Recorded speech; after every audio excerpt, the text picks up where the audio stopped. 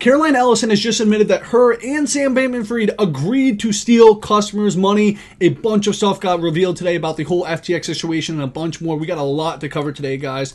But the first thing we're going to go over is the price of Bitcoin. Taking a look at the price of Bitcoin right now. We're sitting around $16,800. Not too much has happened. We're just chilling in this range. Into our first story of the day, take a look at this. The Saudi prince, I cannot pronounce his name, Al Saud, is the second largest investor in Twitter behind Elon Musk, per Bloomberg. I found this to be very interesting. And yeah, not too much. And it says here, Prince Alwaleed owned 95% of Kingdom Holding Company before selling 625 million shares, leaving him with a 78% stake and reportedly worth $15.3 billion. Find that pretty interesting because, as you know, Twitter is a very influencing platform. And the Saudi prince, obviously, is probably, the Saudi royal family is probably, the Saudi royal prince, probably the richest person in the world undercover. And he's really taken interest in Twitter. I found that to be very interesting. And to our next story, the House passes the $1.7 trillion government spending bill. And there were a lot of people against this, but yeah, they decided to pass it, of course, just spending more money per usual. And take a look at this. Some good news. The IRS says it will delay the requirement to report $600 in gig work from PayPal, Venmo, and Cash App. Only for a year, though. And yeah, this whole thing was really whack. The IRS just completely trying to dig down on people doing $600 transactions. It's just more proof that they're just trying to, weed out the middle class, weed out the poor people, because billionaires don't pay taxes. They're just coming for the middleman. The guy, $600 transaction, that's literally nothing. So hopefully they can change that. I did also see 2 senators are asking them to move it up to $10,000 instead of $600, which seems a lot more reasonable, but we'll see what happens with that. Hopefully that goes well. And take a look at this.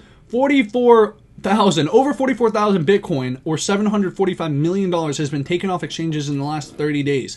And what this show is showing the overall sentiment that people are just not trusting exchanges at all, which they shouldn't, because at this point, so many exchanges have blown off. I'd highly recommend getting your crypto off of exchanges and into cold storage, because at this point in this type of market, nobody is safe. And to our next story, take a look at this. Economic index falls for 9th straight month, flashing recession warning. Guys, as we know, there have been a lot of talks of a major recession going on. We've already kind of previously been in a sort of traditional recession with 2 quarters of negative GDP happening in a row, which makes us technically in a recession. But a major recession could be coming up. Some people are forecasting it. I think there's so many people forecasting a major recession that it might not be as bad as people are saying. And as Elon Musk says here, we're overdue for a recession. And what's going on right now, the reason why we're not in a bad recession right now is because people are spending so much money, and that's just really keeping the economy afloat. Although pretty much everything, the price of gas has come down because Biden has decided to open up the Strategic Petroleum Reserve and basically bat down the price of oil. But the price of food is still really high, and a lot of other stuff is really high.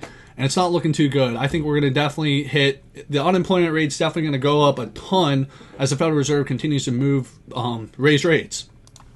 And take a look at this. To the story. A lot of stuff dropped today about FTX. Guys, I mean, everything we basically talked about got confirmed today. Take a look at this. Bankrupt crypto exchange FTX has asked a U.S. bankruptcy judge for permission to pay its top restructuring lawyers as much as $2,165 per hour, an unusually high rate for a company that cannot afford to pay all of its debts. I know it's hilarious. Sam Bankman-Fried claimed they only had $100K. These guys have hundreds of millions of dollars offshore. They're not broke. They don't have no money. They have tons of money, and of course they can pay it. And yeah, they're not going to be able to repay their debts because their debts are so much, but they still have a ton of money. Just if you can't pay off $20 billion and you still have, let's just say, $500 million. Yeah, you're not going to be able to pay it off, but you still have 500 M's. Not saying they have 500 M's, but you get the point I'm trying to make here, saying they still have a fuck ton of money, just not enough to pay everyone back. And take a look at this. Sam Bankman-Fried allegedly directed FTX employees to manipulate the price of the crypto token associated with his exchange, FTT. Of course, this was obvious. I mean, there was so much funny money going in the air, and Sam Bankman-Fried also with FTX, he fucked over a lot of tokens too, like ICP. It's pretty ridiculous, and yeah, not too surprising here, just using FTT to prop up the price of FTX, of course, as expected, just Ponzi-nomics in a bull market. And then take a look at this. Apparently SBF was flying first class. And take a look at this picture right here. He's got a little beanie on, trying to hide himself, and I'm gonna be real, it doesn't really, it does look like him, obviously, but like, You know, he's looking a little clean shaven, and I saw in the video he kind of had a little beard going on because I guess he was sitting in jail. I don't know. But yeah, of course, this just shows how corrupt the system is. A guy can steal $10 billion and just be on a first-class private plane, and you can literally just get arrested for fucking stealing a candy bar down the street. That's just America. It is what it is. If you have the connections, you got to remember, rules, laws, all this shit, it's only for poor people with no connections. So, yeah, there's that. And take a look at this. Alameda's ex-CEO, Caroline Ellison, has told a judge she hid billions in dollars in loans to FTX executives. Absolutely ridiculous. And now Gary Wang, the other co-founder of FTX, he was the guy apparently doing all the coding behind the scenes and one who created the backdoor to access to Alameda, said he knew exactly what he was doing when he was giving the backdoor access to Alameda, and he knew it was illegal and wrong. Absolutely ridiculous. And by the way, Caroline came out again today and said the backdoor, they could send unlimited funds through it. So this was just, they knew they were hoping they're going to get away with it, and it's pretty ridiculous considering, you guys got to remember, FTX in the bull market was profiting over 8 figures a day.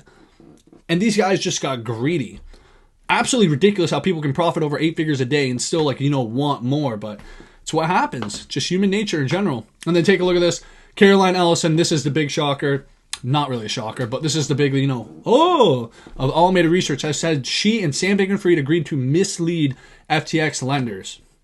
And right here, Caroline Ellison admits to a judge that she and others stole billions of dollars from FTX customers. They fucked over the lenders, and of course, they fucked over the customers. Absolutely ridiculous. We knew it the whole time. Yo, Kevin O'Leary, what are you going to say? You're going to try and defend Sam now? Sam went on this whole campaign tour after everything came out saying, oh, I don't know how to do math. I didn't know what I was doing. Bullshit. And we all knew it was BS. And now it's all coming out now that they stole billions of dollars from customers. Obviously they did. You just, there's no way you just fuck up and do something this bad. Like, it just doesn't happen. Like, absolutely ridiculous. Sam's not an idiot. He knew what he was doing. Gary's not an idiot. They're not idiots. Well, Caroline might be an idiot. I mean, she was literally trading without stops. But, like, the other two, like, they knew what they were doing, fucking people over. They all did. They're all a bunch of psychopaths. And, yeah, that's pretty much it. So I'm glad this is all coming out. And this should all lead to them getting plenty of jail time. I think. Maybe Sam has something up his sleeve. You know, maybe they dipped in the middle of Russia and they somehow get out of this. But, yeah, it's not looking too good for them. And that's it for guys today. Make sure you are following me on all my socials. Follow me on Twitter. And, yeah, make sure to subscribe, like the video, and comment. Let me know what you guys think. And thank you for watching.